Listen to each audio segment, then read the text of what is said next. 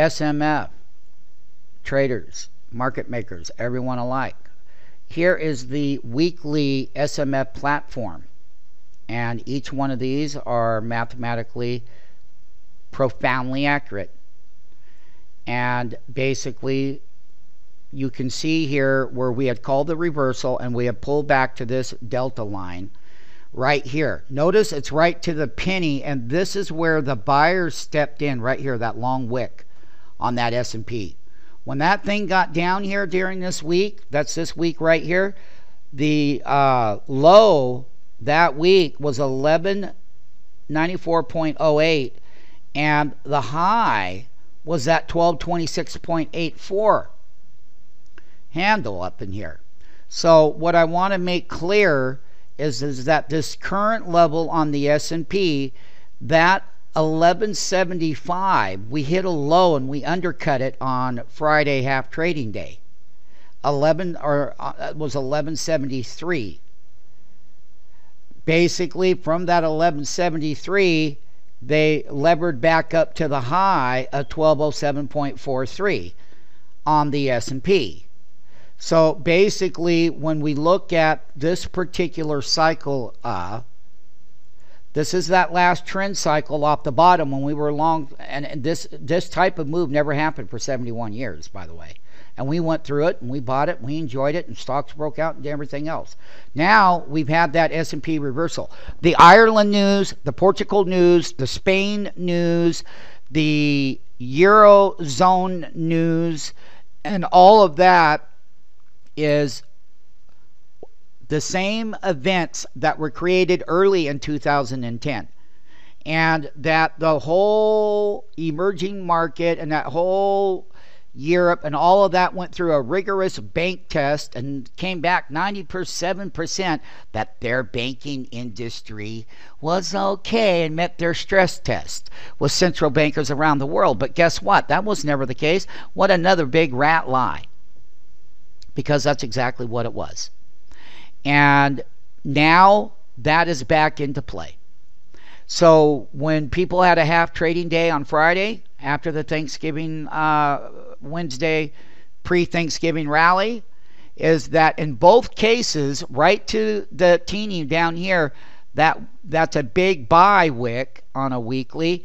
And then the problem that I'm having is if I take half of that move, which is 1210.46 right here on the 1115 move. This is this previous week bar, not this one, but this is the half bar, 1210.46. That's the upper end of the resistance. Until that S&P can close above 1210, you're not going to take out all-time highs, because you're not. Now, when you look at a standard chart over here in the video, it's a monthly chart on the S&P, and all it is, yeah, it's not our platform. Our platform deciphers everything. This is just a regular one. This is what the public looks at. Technicians, technical analysts, they've been fed and bred and given the same regurgitated crap over the last couple of decades, that they make all their decisions based on what they see here. They have no other tools. They don't have what you have. They don't have this weekly chart. They don't have the mathematical equations. They don't have a market maker platform. They don't have a system. They don't have nothing that's accurate, but more so based on opinion and what if. Hey, the reality is, until I close above the SMF S&P Pro Action Bar at 1210.46, any move up, and if we don't close above it, you're not going to get to a higher high on the S&P for year-end closing rally of 2010. They're going to have to get it above this number, and basically that's the full half of this bar that I'm recording at 1210.46. The other thing is this bar over here, which is a different bar. This bar right here, which was on 11.8, we will take a look in the shorter term of that 1202.37 MMT. And basically this is where They slid that bid. This is that bar here. This was a big volatility hook off of that big bottom buy. And they've come back in and tried to buy it ever since. However, in the shorter term, 12.02, that's this column right here, 12.0237 will be the next area of resistance. The S&P 500 closed at 1189.4 right here. It was down 0.75%. And, you know, once again, our application is not wrong. And the thing about it is all of these ratio equations are going to equal up to that momentum. When I said, when we were over here breaking out, I said if we can't get above the 1230 handle, which was back in Lehman days, when Lehman Brothers collapsed. This is just the trend here. And basically, when I take you back to that monthly chart, is that we came up, and if you weren't going to get above that 1130 handle, this is where that S&P had its biggest downtrend right here. Let me show you from a standard chart, not the mathematical platform.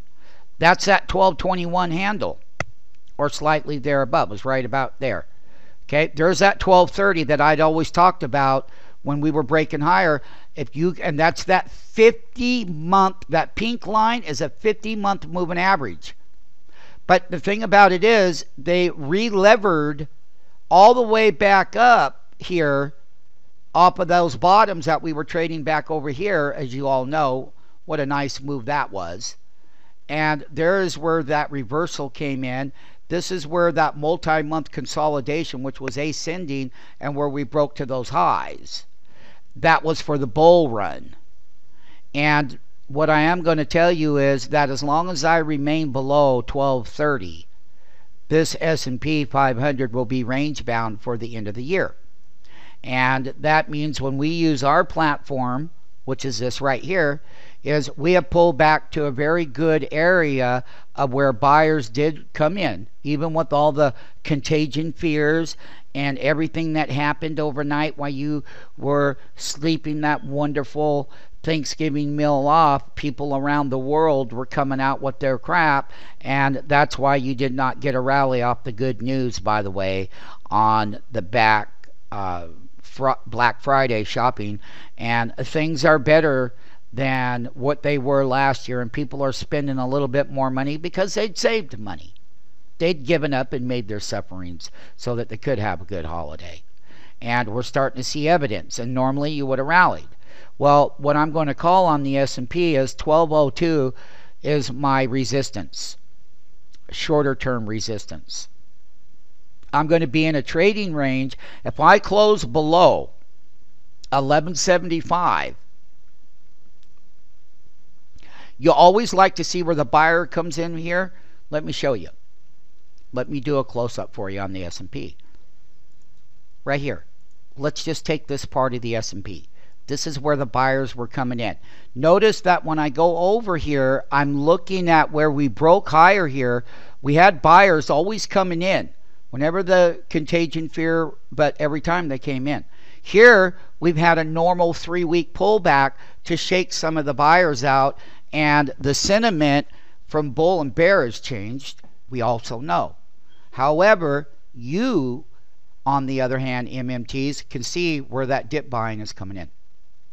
But you also know that this bar up here, it's this one here, that we're going to have to, that's going to be that upside area of 1202.37. When we were in the bull trend, as all MMTs are taught, 1190.22 was the previous closing week on 1122. And we went all the way up. That's 41.93 handles above the last weekly bar to equal that 1202.37. Above some of these other bars down here.